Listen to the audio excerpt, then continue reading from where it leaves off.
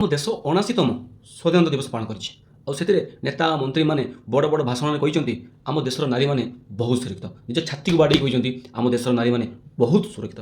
କିନ୍ତୁ ଆମ ଘରେ ଥିବା ମା ଭଉଣୀମାନେ ନିଜକୁ ସୁରକ୍ଷିତ ମନେ କରୁ। ହରିୟାଣାରେ ରୋହତକରେ ଜଣେ ଶିକ୍ଷୟିତ୍ରୀଙ୍କୁ ଗଣଦୁଷ୍କର୍ମରେ ହତ୍ୟା କରାଯାଇଛି। ସେ ତାଙ୍କ ବାପାଙ୍କୁ କହିଥିଲେ କି ମୋର ଟିକେ ଲେଟ୍ ହେବ, କିନ୍ତୁ ସେ ଲେଟ୍ଟା 2 ଦିନରେ ପରିଣତ ହେଲା।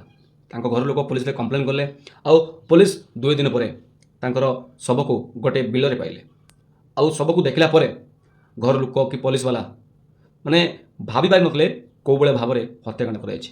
ପ୍ରଥମେ ତ ଶିକ୍ଷୟିତ୍ରୀଙ୍କୁ ବଳାତ୍କାର କରାଯାଇଛି, ତାପରେ ତାଙ୍କୁ ବେକ କଟାଯାଇଛି, ତାପରେ କେହି ଚିହ୍ନି ପାରିବେନି ବୋଲି ମୁହଁରେ ଏସିଡ୍ ପକାଯାଇଛି।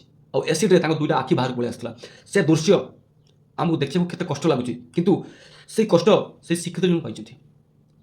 ଫିର୍ ବି ଆମ ସରକାର କହୁଛନ୍ତି ଆମ ଦେଶର ନାରୀମାନେ ବହୁତ ସୁରକ୍ଷିତ। କେତେ ସୁରକ୍ଷିତ ଆପଣମାନେ କୁହନ୍ତୁ।